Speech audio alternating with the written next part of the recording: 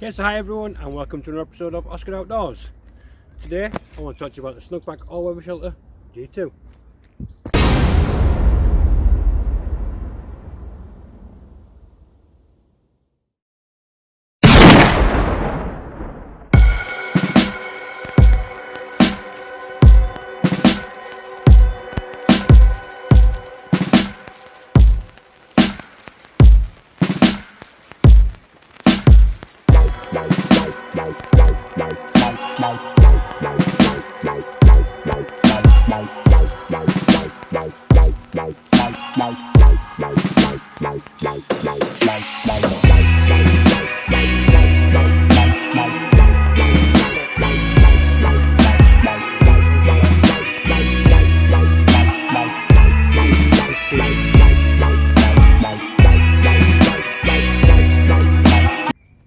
Okay, so if you go ahead and purchase one of the all-weather shelters direct from Snugpak, this is something similar to what you will receive.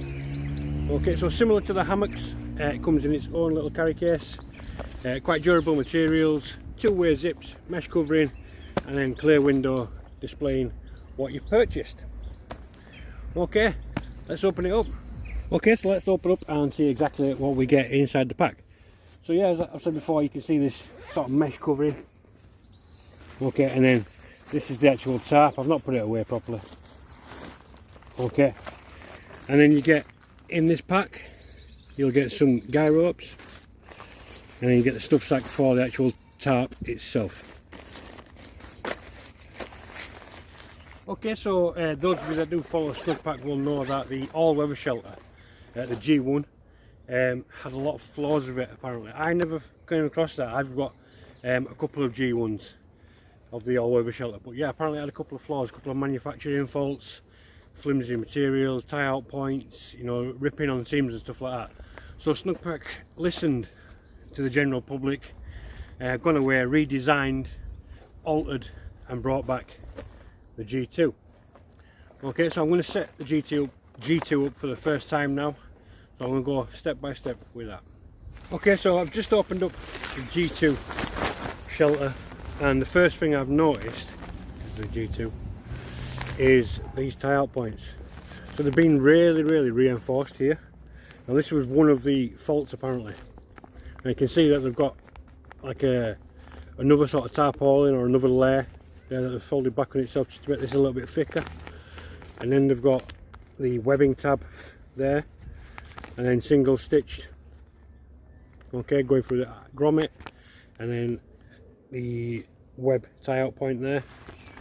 But yeah, that's already a massive improvement just looking at that. I have got the G1. I might do a comparison video after this, but yeah, that's so far first impressions, brilliant. Right, let's get it set up. Okay, so I've just laid out the all-weather shelter now. You can see that it's a rhombus shape. Okay, so this is going to be one end of the ridgeline, and that far corner over there is going to be the other end of the ridgeline. And we're going to attach to the silver birch there, and then silver birch there. Okay, so first thing I'm going to do, you can see that it is quite a large area that it's covering when you've got it in the rhombus shape. So it's a 3x3 tarp, but it's actually, I think it's about 4.2 metres tip to tip. So the first thing I'm going to do is I'm going to stick a ridgeline through the tabs. So I'll do that now. Okay, so in this video I'm just going to set up in like a diamond shape like you'd have over a hammock. Everybody who knows that a tarp is so versatile, you can do many sort of different configurations with it. You know, you can do lean-to shelters and, you know, all kinds of different things, pyramid tents, all that sort. But today I'm just going to do the diamond formation, and I'll save all that up one for another video. Right, so all my tarps now, I set up in the same way. I leave the ridgeline permanently attached, and I do some simple adjustments. Now one of them simple adjustments, if you watch the Storm Kira video, you'll see that I put some pound shop bobbles on the eyelets, well not the eyelets, sorry, on the webbing tabs of the tarp. So I'm going to do one, and then I'll finish up the rest off camera. Okay, so to just do these, simply just take your webbing tab and take your bobble, okay, and then tie like a cow's hitch Okay, so go through the webbing tab, pull back through itself, and that is it.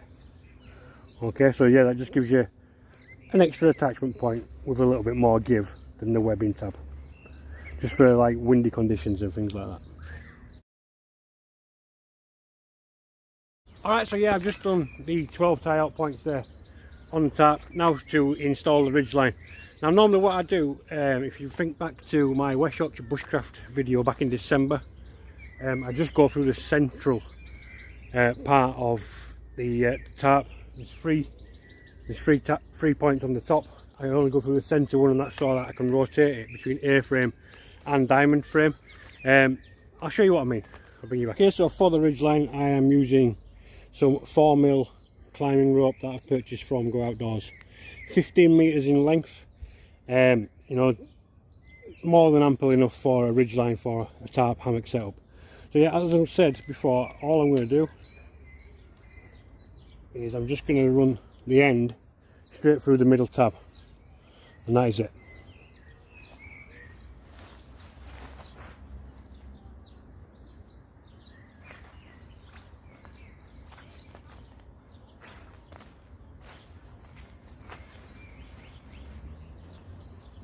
Okay, that's it. Just through the centre tab, missing out the two end ones so that I can rotate it. So I'll get it up and I'll show you what I can do with it. Okay, so as I'm doing like a permanent ridgeline, this end of it, I'm just going to tie a fixed loop, overhand fixed loop knot. Okay, now if you don't know how to tie one of them, if you go back and check out my video, click on the series titled knots, and it's in there. But that is all you're aiming for, just a loop in the end of your ridgeline. Okay, then we're going to take a toggle. Okay, so we take the toggle and we just pass around the tree with the ridgeline. Okay, then feed the ridgeline through the loop. Okay, then drop your toggle back through there. Okay, so I'll bring you in to see that a bit closer. Okay, so I've just brought you down a little bit so I can show you exactly what I meant. Okay, so you've got your fixed loop there, and then you've got the rest of the ridgeline here. So all you're doing is you're passing the ridgeline through the loop, okay, and forming a bite, popping your toggle through, cinching up, and then push to the tree. Simple. There you go. So I've just raised it up a little bit to probably about a foot higher than my head. Okay, so I've just loaded you down for this side of the tree, this side of the ridgeline. So all we're going to do here is simple, what I've come to call a ratchet knot, because it works just like that. So pass around your tree. Okay, pull tight, go over the top, come back under, go back around, back over the top, come back under, pull tight. Okay, I'll bring you in closer and show you that. Okay, so I'll just bring you back in. So first of all, you're just going to pull tight. Okay, keep feeding, that's it. And then come over the top of the ridgeline, coming underneath, and then pulling tight again, going back around your tree, and back over the top of your ridgeline, coming back underneath and pulling tight, and then one third and final time, come back around, come back over the top, pull tight. Then when you get back around to this side here now, I can focus for you, come in. All you're going to do is you're going to get your rope and you're just going to twist and then pull that through there, get toggle, and just quite simply pop a toggle through there to stop it coming back on itself. Simple. Okay, so there you can see I've got quite a nice taut ridge line coming through. Right, let's finish off. Okay, so the next step is to make some prusik loops for your ridge line. Okay, so I'll just turn the camera around and I'll bring you in for that. Okay, so first step to making a prusik loop is taking, this is 2mm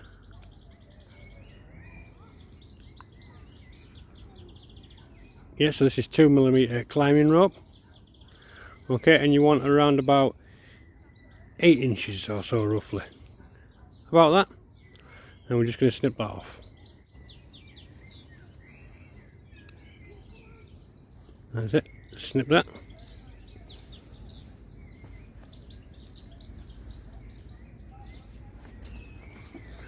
Take a lighter and just cinch there.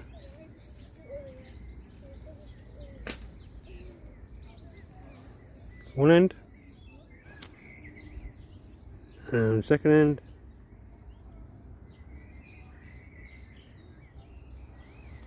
Okay, just like so. Okay, so next step is forming a prusik loop and double fisherman's knot combination. Again, if you're not familiar with that knot, if you go back onto my channel, look for the playlists, find the one that says knots. It's listed in there, but I'll also leave a link in the description for it. Okay, so I'm just going to go ahead and do that and I'll bring you back. Okay, so I've just made one sort of prusik loop that I'm going to be using. Okay, that's a double fisherman's knot there. And I've just added this on. Okay, it's just a little paracord sort of clip. I'm just going to tie a prusik now and we'll be away. Okay, so you can see the prusik there resting on there, and you can see the little clip, and all I'm going to do now is just attach that through the bobble that I popped on earlier on. Okay, so I've just done exactly the same on the other side. Now it's time to peg it out. Okay, so the all-weather shelter comes with 8 of these ultra lightweight alloy stakes. I'll use them now.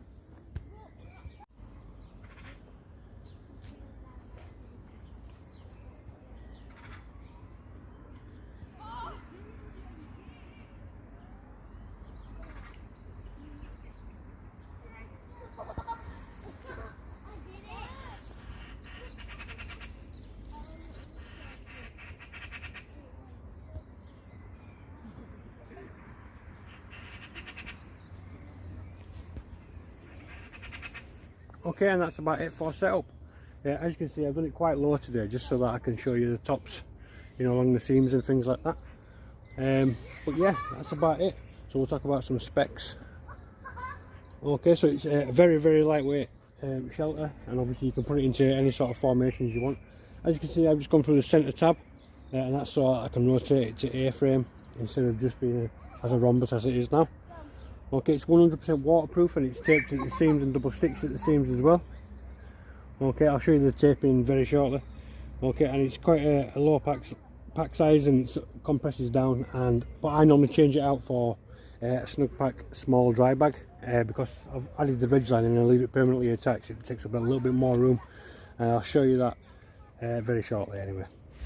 Okay, so I hope you can see, just here you can see that we've got a reinforced sort of tie out points all the way along the top ridge line, and then we're taped as well. You can just see the tape running either side of the ridge line and round these squares of fabric. We have these grommets as well on each corner. Okay, not designed for tie outs but more for pegging out when you're using it as like a TP tent or something like that. And you can see from this angle that you do get quite a lot of coverage going through the centre. In the rhombus shape, the diamond shape over the over a hammock there. Okay, but why I've brought you on this side is I'm just going to show you what I do with these two tie out points here. So this one and this one. Okay, so if you're from Yorkshire like me, you're going to know that it rains a hell of a lot. And what I do with these two tabs when it's raining is I bring these in together, just put a toggle through the centre.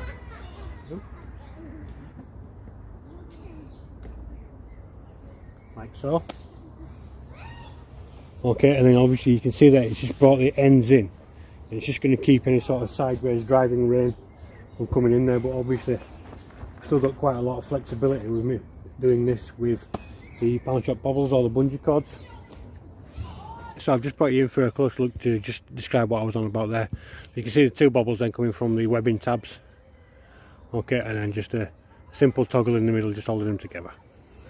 This is just going to be a quick overview of the all-weather shelter G1 and the all-weather shelter G2. Okay, so first of all I'm just going to talk to you about the tabs. This is the G1.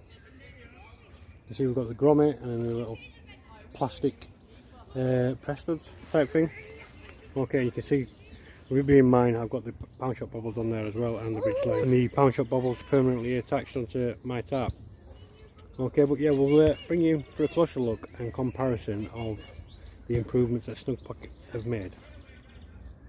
Okay, so I brought you in. This is the G1. Okay, so you got the grommet and then sort of webbing edged. Okay, and then obviously this is my own sort of pound shot bobble just there. So this is the G2.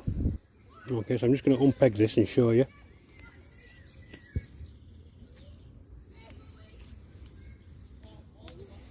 Okay, so on this side you can see that it's like reinforced, and you got a webbing tab running through the centre of the grommet, and then this is my own pound shot bobble.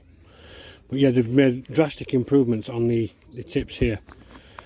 A lot more sturdy, a lot stronger, and it looks as if it's going to hold up a lot longer as well. The material as well feels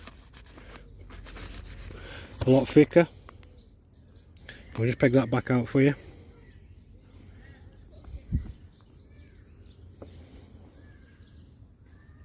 Alright, so yeah, this has been a review of the Snugpak all-weather shelter G2. If you've liked anything that I put in this video, from the actual tarp itself or any of the tips using the prussics and then the little clips and these pound shot bobbles, don't forget to comment in the box, let me know what you think about them. Okay, give the video a thumbs up, and if you're not already, please subscribe to the channel. See you in the next one.